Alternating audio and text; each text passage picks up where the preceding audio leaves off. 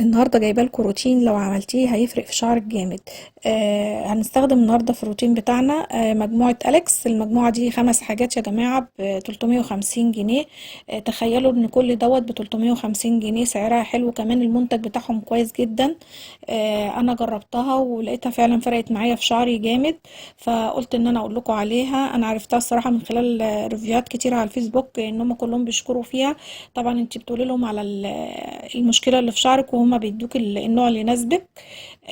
طبعا ده الشامبو 500 ملي. زي ما انتم شايفين الازازه ما شاء الله كبيره، 500 ملي يعني نص كيلو، وكاتبلك عليها الارشادات بتاعت الاستخدام بتاعها ازاي. الازازه ما شاء الله كبيره.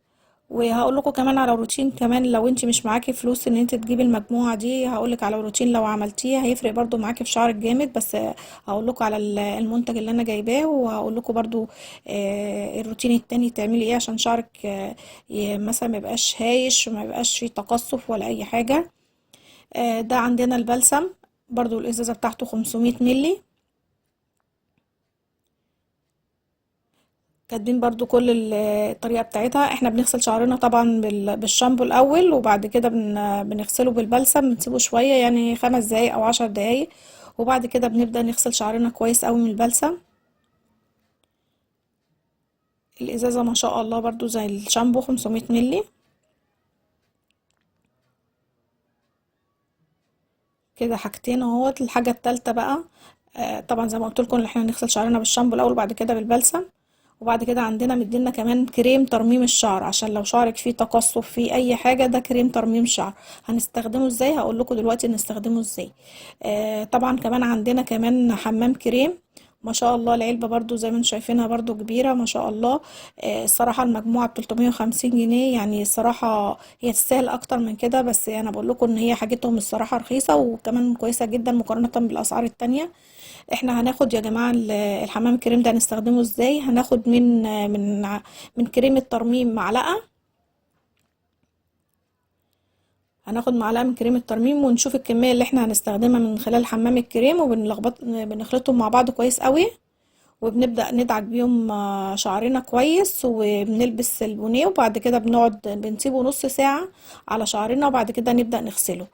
يعني بنسيب الكريم الترميم وبنخلطه مع حمام الكريم، وبنحطه على شعرنا ونسيبه نص ساعة، وبعد كده بنغسله. بعد كده بنبدأ نجفف شعرنا كويس ويبقى مندي كده، وبنبدأ نستخدم السيرم بتاعهم. كمان السيرم ده كمان جميل جدا زي ما انتم شايفينه كده، ونظام بخاخة. برضو كاتبلك الارشادات بتاعته تستخدمي ازاي. لو انت بقى ما معكيش ان انت تجيبي المجموعه دي، عايزه اقول لكم على حاجات احنا بنعملها غلط. يعني انت ما تستخدميش مكوه الشعر على شعرك، عشان طبعا السخونيه بتعمل تقصف في الشعر. كمان ان احنا نقص اطراف شعرنا من 6 اسابيع ل8 اسابيع، نتخلص من الاطراف المتقصفه. نشرب ميه يا جماعه. شرب الميه على فكره حرصي ان انت تشربي 8 كوبايات كل يوم. شرب الميه دوت بيرطب الجسم، وكمان بيرطب فروة الراس من الداخل، فبتحافظي على صحة الشعر. كمان بناكل الخضار كويس، يعني ناكل انواع الخضار، ناكل بروتينات، ناخد فيتامين اي، اوميجا 3. كمان عايزه اقول لكم كمان ما تستخدموش الميه السخنه على شعركم، عشان الميه السخنه يا جماعه بتبدا تعمل التهاب في فروه الراس، فبتبدا تعمل قشره في الشعر، وبعد كده كمان بيبدا الشعر يتساقط. فبلاش الميه السخنه، نحاول ان احنا نستخدم ميه بارده.